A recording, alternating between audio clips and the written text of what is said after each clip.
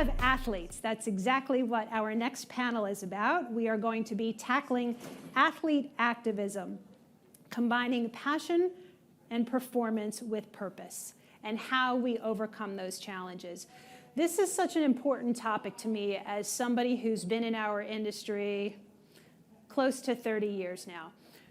I am of the age that I remember Kareem Abdul-Jabbar, Bill Russell, Jim Brown, Muhammad Ali, who understood the power of their platform and their voice.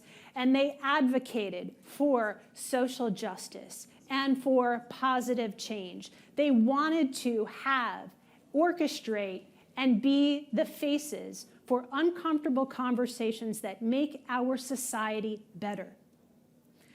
Somewhere along the line, that disappeared. Michael Jordan is one of the greatest basketball players ever to set foot on a basketball court. But there was a quote that I always think about when I think about why did the athlete voice go silent for a while? And the quote was, "Republicans buy shoes too." There was a long period where athletes were afraid to use their voices because they were concerned about backlash. They were concerned about how it would impact their brand, how it would impact their teams, how it might impact the league. And so the voices were quiet. And for me, one of the quintessential moments that got things back on track was several years ago. For those of you who are joining us globally, this may not be a story that's on your radar, but a boy by the name of Trayvon Martin, who was in his neighborhood in Florida, was wearing a hoodie, and he was shot down by a neighborhood volunteer watch person. And the big three at the time were playing for the Miami Heat: LeBron James, Dwayne Wade, and Chris Bosh. And they spearheaded a photo on Instagram with hoods. And it was the signal that enough was enough. It was time for athletes to start using their voices for change, using their voices for good again. And it has opened the floodgates. And because their names are so big and so powerful, and because they were so successful in the NBA, it said to athletes of the current generation and the generation of athletes coming up, it's not only okay, it's important. Athletes are humans just like anybody else on this earth. And that's why the conversation we have coming up with this wonderful panel is so important. Because we're going to celebrate the athletes, and we're going to talk about the challenges that they work through and the courage they face and have every day to leverage their platforms and leverage their voices for good. So joining us, Batuli Kamara, founder of Women and Kids Empowerment, also known as WAKE. Lauren Essrig, former USC athlete and head of development, Voice in Sport Foundation. Liz Agunwo, VP of International Development and Global Impact for the NBA Players Association. And moderating this fantastic panel is Angela LaChica, President and CEO of LaChica Sports Group, who's also a representative of the Players Coalition. Take it away, ladies. Thank you. Thank you. Good afternoon, everyone. Thanks for having us. We're really excited about this panel. And as we celebrate female leadership, I'd like to proudly tout that we're an all-female athlete impact firm. I've committed myself to empowering women in our industry, and that's important for us to be here and celebrating. And I would love to now, we just want to take the conversation that our panel had outside and bring it to you all. So if you're okay with that, we'd like to keep this real conversational, real casual, starting off about accountability. You know, I think that's really important these days about what that looks like in the league and the player perspective. So I'd love to hear all of your vantage points on what accountability looks like when you're talking about athlete activism. I am born and raised in New York City and a first-generation Guinean. And by the time I was a junior in college, one of my favorite quotes by Maya Angelou was, "I stand as one, but I come as 10,000." And I remember being a part of, the Yukon Huskies, and we go and play, huge games with 60,000 people, right? And I come back to my neighborhood, and it was nothing like the places I'd been, the hotels that I'd stayed in, the experiences that I was having. And feeling like I was living a very different life. And I realized that so many of the community members were rooting me on, right? They had Yukon Flyers. They'd, spent their last to get one hoodie to support me. And it was all of us. When I stepped on the court, it was 10,000 strong. And I realized that it was almost disrespectful to silence who I was and to silence my story because there was a community behind me who was screaming mine, who was screaming our story, our name, our success. And I feel like it was really irresponsible of me as an athlete and as athletes to silence that. And so I think, as we always say, sport is a microcosm for life and where we are. And I think if we can zoom in to our stories, to our authentic selves, to what we bring in these sports spaces, we can connect and unite. And I think that's the power of sport. And I think that's a role we have as athletes, and that's our responsibility in that. Definitely. I think when I think about my journey as an athlete and now leading partnerships at the Voice in Sport Foundation, which is really focused on advocating for girls and women in sport, I think what I think about is being accountable to yourself too, right? And being accountable for your own voice. And I think that really starts with education. So my journey is around coming up as an athlete and seeing the inequities around me, but not truly understanding what I was seeing until I learned about Title IX and how to really think about evaluating the environment that we live in now. 50 years after Title IX, through our work, we have found that 98% of Title IX evaluations that are conducted by high school and college girls through our Viz Advocate program fail compliance on at least one element.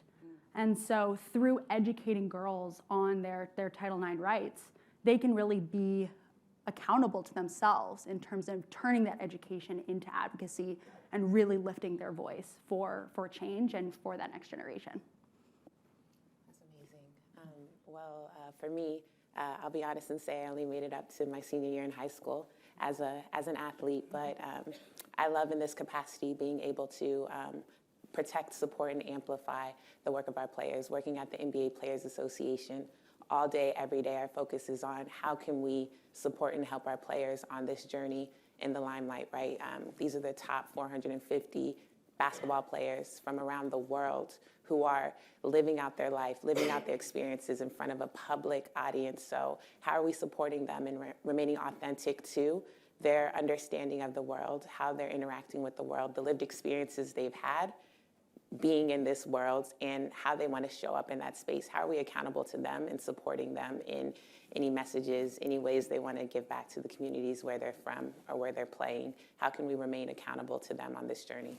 I think that's great. And I know on the NFL side, when we're talking about what the league support and accountability looks like from the player standpoint, it means being in the room when those decisions are being made on social justice issues. So the Players Coalition has a seat at the table to understand where all those millions of dollar grant funds go to. They bring groups to the league to say, hey, we think these groups are doing really good work, whether it's around prison reform, police accountability, and then even down to things like sideline apparel.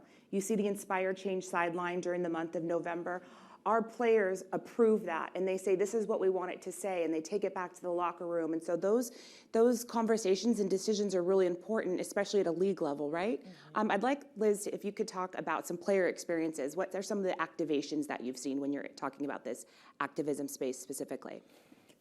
It's like so many examples, right? And I'm thinking of most recently, we call it the bubble, right? Where in the midst of COVID, our players went down to Florida and play in the bubble. And life was happening while they had taken it upon themselves to continue the game, to be that somewhat beacon of hope during COVID. And also during that time was when George Floyd was murdered.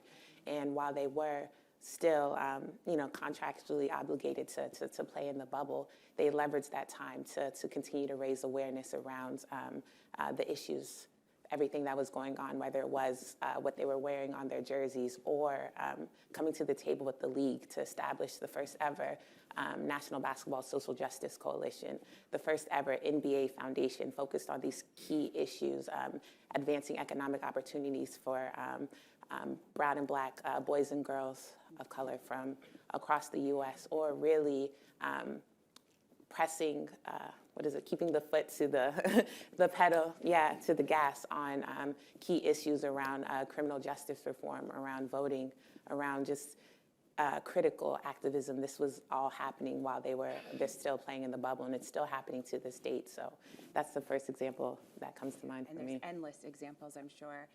I'd like to shift gears a little bit to the financial implications. You know, we see a lot of brands and organizations wanting to be change agents and wanting to figure out how they support activism, but there's fundraising challenges with that. You know, I know a lot of our clients don't just take checks, especially after George Floyd's murder, Breonna Taylor. You had companies and teams wanting to send cash just to check the box, and that's not what they were about. So can you talk to me a little bit about some fundraising challenges and needs that you both have? Batuli, we'd start with you. Yeah. I would say for me, I started Women and Kids Empowerment, a nonprofit, back in 2017 when I was a junior in college. And the main mission, when we talk about accountability, to your last question, was I had young girls keeping me accountable, both in New York City and in Guinea, where there was a lack of opportunity, a lack of infrastructure, particularly in Guinea. And early on, we received a ton of grants, some of which I couldn't have access to as a player, but thank goodness for the NIL now. So I'll probably go back to them. But as a player early on, funds that we didn't have access to. And I realized that there was brands reaching out who wanted to partner and wanted to connect, but didn't really know about our work or our girls and didn't really want to follow up.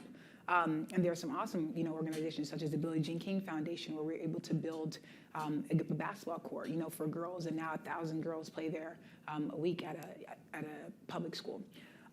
So there was brands who had follow-up and who had engagement and who really wanted to know our crowd and their clientele. And I think we have long-lasting relationships. And I think often now, there's no moral compass when it comes to giving, funds. We've done it. We've checked our box. We, are now tax exempt. But I think that there's no real follow-up and no relationship that are gained through these partnerships and connections that we saw right post-COVID. Definitely. I think I'd like to just pick up on one specific thing that you mentioned there, which I think is so important, is longevity and making sure that these are long-lasting, genuine relationships and really co-creating something that's going to benefit the future. And so, there are brands that are doing this work. So an incredible partnership that we have is with Cliff, who is investing in Title IX education here in the US, as well as our Viz Advocate program. So really marrying those two things, again, education and advocacy. Another incredible example actually goes back to what you were saying around spotlighting the players and what their journey looks like as well. So Champs and Puma have also partnered with our foundation and through an event with Katie Lou Samuelson, who is really passionate about giving back to the next generation and ensuring that they have the tools to raise their voice. We were able to come together and build a partnership with Taft High School in Los Angeles, which is one of the most diverse high schools there. And we're able to provide a micro grant to fill an inequity that the girls identified at their school around an unequal locker room with the boys versus the girls teams. And so it's really kind of combining essentially that longevity piece, as well as even bringing the players in and bringing in brand partners that have those connections to really, again, make that change and make an impact. A call to action is we need more support, right? And we need brands who are interested in partnering with organizations that are, making an impact at the grassroots level, as well as on the national level. I love that. And I'm sorry, Liz. Sorry, I was just going to pick on, there was something that you shared around that partnership between the individual player and the brand and the authenticity behind it. I mean, I would love to be able to say, sure, we can partner with LeBron or Steph Curry or Giannis for whatever, but there is something so powerful around connecting with a player who's had that lived experience that connects to that specific community that brand is trying to reach, and making that connection. And I just wanted to reiterate what you were speaking about there and how much more impactful that can be. Yeah, we were talking about authenticity earlier, right? Never having to give your clients talking points and just them speaking from the heart. And then shifting to call to action, you had mentioned, I think what we found, it was really important that we had an ask ready for our athletes. So when Ahmaud Arbery was murdered, our ask, instead of the social media outcry that we saw, players and teams knew to come to Players Coalition for what that call to action was, and that call to action was legislation. It was prosecutor accountability in the state of Georgia. It goes back to voting. It goes back to voting rights. I mean, everything. George Floyd's murder is a qualified immunity call to action. So here's what you can do. We had 1,000 players write a letter to Congress to sign to ask for federal qualified immunity. And that was a real opportunity to kind of gather everyone together for change. Do you see that lacking in some of the areas that you all work in when you're working with your audiences? Is there an ask there? What does that look like? I think, oh, go ahead. Please go.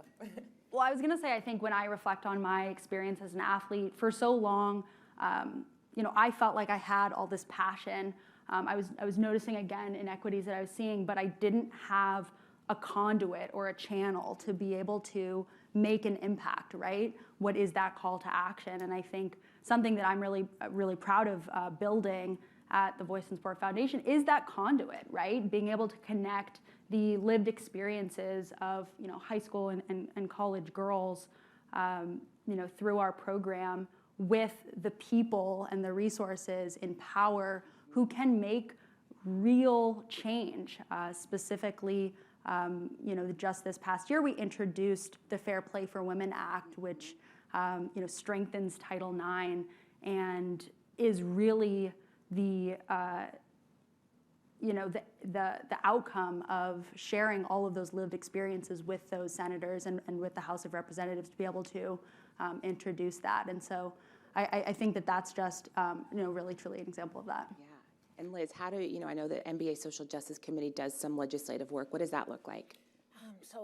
The Social Justice Coalition is amazing, right? Bringing together players, coaches, team governors as well. Really, how can we work together to advance change across the activism space, right? So how are we able to work closely with CJ McCollum, who is the president of the Players Association, who's also a journalist, right? Who's also a storyteller, right? How can he use his passion to write about and speak to issues in New Orleans while he's playing there, right? How can he address some of the legislation that's happening at that state level and help to advance change in that regard?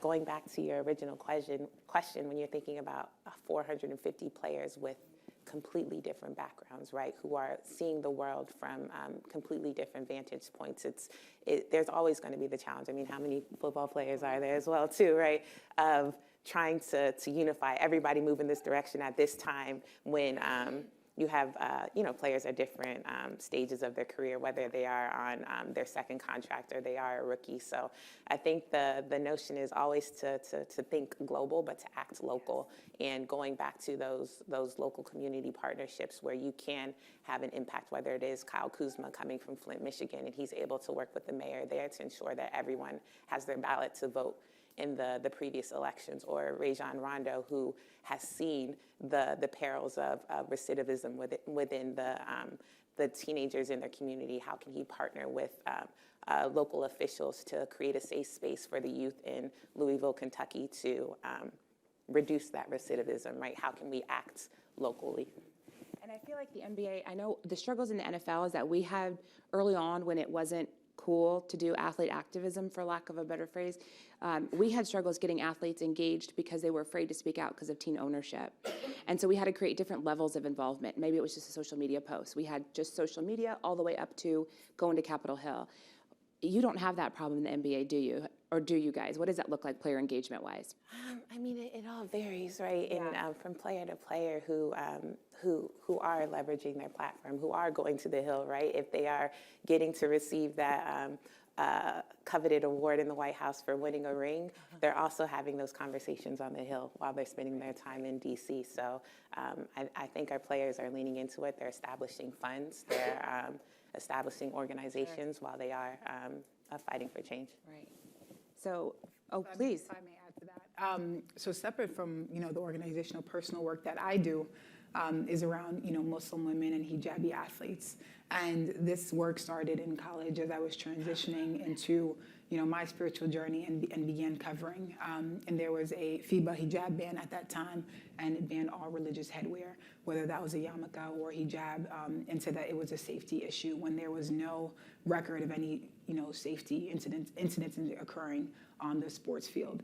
And so I think one key thing that you all said was language, and I think that's so important because now here in the U.S., outside of the NCAA, at the high school level and at elementary level, there is no specific language that supports or solidifies religious headwear. And so I think that's truly important, right? Legislation and creating a shared language of support of this. And I think there are so many times or so many posts that I'll see or girls who reach out and say, I was banned from the championship race, right? My championship wrestling match due to, what I was wearing and me practicing my faith out loud. And there's no, real, just says safety measures. And that's up to the officials who have, their own discretion. And so I think that is a really important aspect right now that needs to be, there's, Nikes of the world, the Adidas of the world have all created sport equipment, supporting Muslim women, but I think there needs to be more legislation and language surrounding that, surrounding Muslim women. I'd like to stay on you, but you have one more thing to add? No, go ahead. Okay, yeah, I'd like to talk about impact, how we measure impact. What does that look like in your space when you're quantifying? Yeah, quantifying impact. That's how we should rephrase our panel, quantifying impact. I think for us, it's really being authentic to what we do. So at Women and Kids Empowerment, initially, ignorance is bliss. When we started, every girl should have a sport experience. And that led us to do camps in France, in Spain, in India, right? And so we really went global, and now we're really focusing on our home bases in New York City and in Guinea, West Africa. And for us in Guinea right now, Guinea ranks number 6 overall for girls who do not graduate secondary education. And so our focus is on the courts that we've built, one at a private school and one at a public school, is to measure how long are girls staying in school now, right? What is their retention rate based on, one, this basketball court for all students, but also providing scholarships for these girls to stay in school if financial measures, is the impact, is a barrier to education. And what that also leads to is young childhood marriage, where Guinea ranks number 8 overall across the world. And oftentimes you're sitting across a mother and saying, why would you allow your 14, 15, right, year old to be married? And it's a transaction of a financial means and of protection. And they look at you and say, I want the best. And this is the only option. And I'm not here to change. That was my goal initially, but to change the culture, but to offer you a new perspective. There's another way, and it's through sport, right? She may be this, but she's also an awesome point guard. She's bright. She has leadership qualities, and so through our scholarship programming and through our infrastructure and building basketball courts, we've been able to see that change. And so, there are measures, right? We can say we've been across 11 countries, or built these 2 courts and have 2 more, and are working to build a boarding school with 5 acres of land. But I think real impact is in having those one-on-one conversations and having a parent trust me with their daughter, with a way where this is not a way I can see, but I'm going to be brave enough to trust this because I want the best. And so that's the real impact in my life, and that's what I really hold close. Yeah, I mean, that's incredibly powerful. I would say that through my work at the Voice in Sport Foundation, through our work, I think about it in a similar way, right? It's important to track the growth of our programs and what we're putting out into the world. I mean, we track, the number of Title IX trainings that we give. We track the growth of our Viz Advocate program with the goal to ultimately have, at least one Viz Advocate in every high school and college, with the goal of 23,000, hopefully. And we currently have at least one advocate in all 50 states currently, so we are growing. But the experience of going into a school, just a few months ago, I went to a high school in Los Angeles and presented, on Title IX and really educating. And I think when you make that unlock and you see the girls understand what's around them and then how they can raise their voice and really advocate for change, it's like that is the impact that you see, right? When you see those kind of headline numbers that we do track. And that's something that I think is really, really powerful. I work for a union, right? So in terms of impact, of course, it's getting our collective bargaining agreement signed again, coming soon, right? That's one of those things too. And then also protecting and supporting our players. I think not every player is going to have the experience of a 15-plus year career. The average age of a player is around 24, 25. Their average tenure is around 4 to 5 years. So impact for us is how are we able to accelerate that growth from one step on that, whether it is that philanthropic learning curve or that business acumen learning curve. How are we able to advance and move it in a shortened period of time? But then also as the league continues to grow with about 25% of our players being from around the world, how are we also helping our players to have influence in the communities where they're from? I think we were having that conversation earlier around the work in Guinea. How are our Guinea players also working with their women counterparts to advance some of the barriers that they've seen from their own countries, and how can they move one step further towards idolizing the change that they collectively want to see?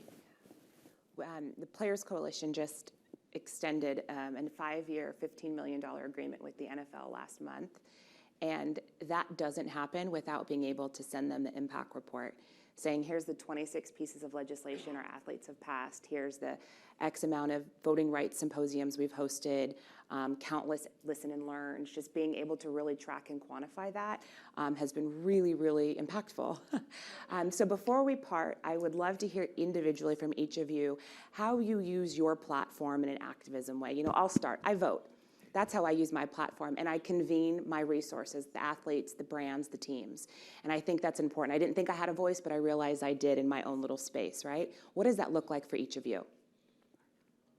Liz. Okay, me first. No, I'd say collaboration is the new competition, right? And how can we really Writing that down. no, how?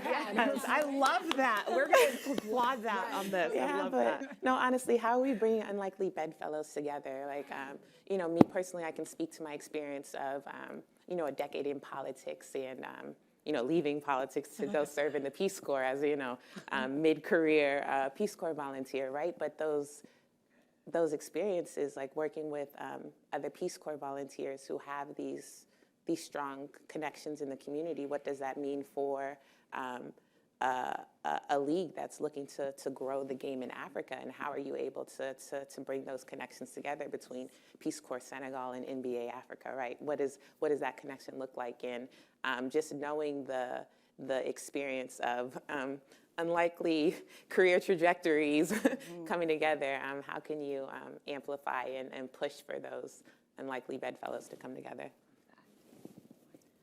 I would say, for me, advocacy begins with education. So I am advocating through educating the girls and women in sport today so that they feel like they have the language and the resources and the access to power to be able to make a change at their school, in their community, as well as on Capitol Hill and across the globe.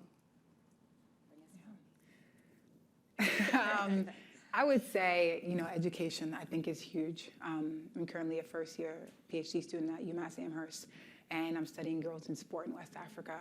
And so I think that's my contribution. And, circling back to my initial quote, I stand as one, but I come as 10,000. And I hope that what I learn can impact the lives of 10,000. And I think showing up and trying to be that one and sharing their stories is my contribution, hopefully to my girls, to future generations, and I think the world. Tied it up. I love that. Thank you all so much. This has been so just enlightening. I know that we all talked about projects we could start working on together when we were out there, so I look forward to continuing the work with you all, with my new collaborators. So thank you for all that you all are doing. All right, thank you, everyone. Wonderful job, ladies. Thank you so much. Hearing so many extraordinary and powerful women speak today makes me think about Katie's comments at the beginning of our time together, and how initially, when Emmanuel came to her with this opportunity to build SIGA together, there was a hesitancy because of how she was treated by other women. And I hope that you here in the room and those of you watching online around the world can come away from our time together understanding that there are so many women who all they want to do is lift each other up. We have this extraordinary sisterhood that already exists, but it's also incumbent upon all of us to take that initiative, to take that torch and run to it and be proactive about seeing young women who are coming up in our industry and extending a hand and taking them under our wings so they know that we can provide a safe space in an industry that, while it's obviously getting a lot better for women, there's still equally as obviously room for growth. We have a special guest live on Zoom. Ariana Cristioni, are you here? Hello. Hello. Ariana is a former pro footballer, currently the director of women's football at Next Sport. Ariana, where are you coming to us from? I'm in Rennes, France. Why couldn't we come to you? Wait, I would love to be in New York with you guys. Honestly, it would be fantastic to be in New York, but unfortunately other travels for other events are coming up and I couldn't make it, but anybody's welcome to visit Rennes at any point. Honestly, look me up on LinkedIn and I'll take you to get the best galette and all the cool French food that you don't know about, and that's not Paris. Well, the time is yours. Thank you so much for joining us. We look forward to hearing from you.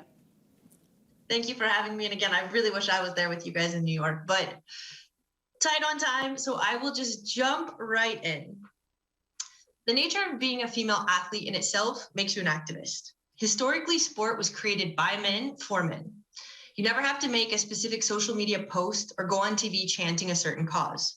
The mere fact, as a woman, you step on the field, court, clay, or any other sporting stadia, you are standing up for you and all the women who came before and were not allowed to practice, and all the women that will be able to because you played your sport. Sometimes we're battling for righteous causes that have nothing to do with our personal situations or lives. But many times we're just standing up for our own rights and trying to make our lives a little better, such as Allison Felix challenging Nike for maternity rights. She just wanted to be an athlete and be a mother and to continue to do what she loves. It should be simple, but for so many, every day is a struggle and a fight. Not just on the field or court, but to even get there. I was recently invited to take part in the Street Child United World Cup in Qatar before the men's tournament. I was at the tournament because a friend of mine is an advisor to the organization, and I thought it was a great sponsorship opportunity for one of my clients. I never imagined how the experience could profoundly change the way I think. I've never been afraid to speak out for what I think is right. So I was always available to groups or organizations to help out or use my voice as a player for a cause. But this was different. I went to Qatar with no expectations or understanding about what was actually going to happen. The organization was very happy I'd brought in a sponsor, as that meant an entire team from Mauritius could come and participate in the tournament. They were also happy that an ex-pro player would be coming and could chat and hang out with the kids.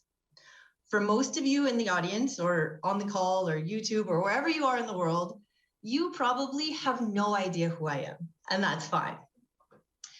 You've definitely never watched me play football. And those of you who might know who I am, you probably know me more for the work I've done off the field in women's football than the sweat I put on it. So it's easy to say none of these kids knew who I was either. Nor am I regularly invited to participate in events for my sporting popularity. But seeing those kids light up to play was one of the most rewarding experiences of my life. These kids come from some of the worst situations imaginable. For some, it was the first time they've slept in a real bed, let alone 3 meals a day or getting on a plane. One of the organizers explained when they met one of the teams at the airport, they were all already wearing their football boots. Confused, the woman found out it was the only shoes that the kids owned. I don't want to stress the poverty or misfortune these kids live with every day, but rather their smiles, their enthusiasm, and their openness to play. They were playing in heat up to 95 degrees Fahrenheit and 35 degrees Celsius, but they didn't care. There were countries singing and chanting for each other that were normally at war. These were kids just being kids, boys and girls speaking different languages, and the one thing uniting them all was their love for this sport. It was beautiful to see and incredible to be a part of.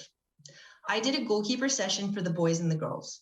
The girls all came on time and were extremely enthusiastic to participate. The boys were something different. Only 3 showed up. And then as they saw the training progress and the level of play and the enjoyment from the other boys, more boys started to trickle in. One boy was extremely late and hesitant to start, but then he didn't want to leave. I later learned that his coach had been watching me for a while before he sent him over, due to religious and cultural differences that prohibited him from believing a woman could teach men and boys anything about football. And I've been using football, and I realize you guys are in the States, so I am talking about soccer. I don't necessarily consider myself an activist, and I don't share the story to tell you how great I am, only that little things can start to make a difference. There will be incredible women on the panel right after me, women who are truly change makers and creating a better world for all of us. I just want to share that by being you and being true to yourself, you have no idea what kind of change you can make and how much better the world can be. Before I leave you, there's one more thing I'd like to stress. And while I believe that just by playing our sports, we're all fighting our own fight in our own way, I do not believe that athletes have to consider themselves activists, and we should not force this designation upon them. Just like some women shy away from the word feminism, labeling an athlete anything other than the sport they play is wrong to me. Athletes set out to play their respective sport, and what happens from there should be their choice. They should not be forced or coerced into activism because the community around them believes that that's what they should be doing. So as an athlete or just an active woman, I encourage you to grab your soapbox and speak your truth, or just lace up your cleats and walk on the field. We're all doing our part in our own way, and we all should be applauded for that. So let's try to be a little nicer to one another when it comes to these designations and how we treat our athletes. Thank you.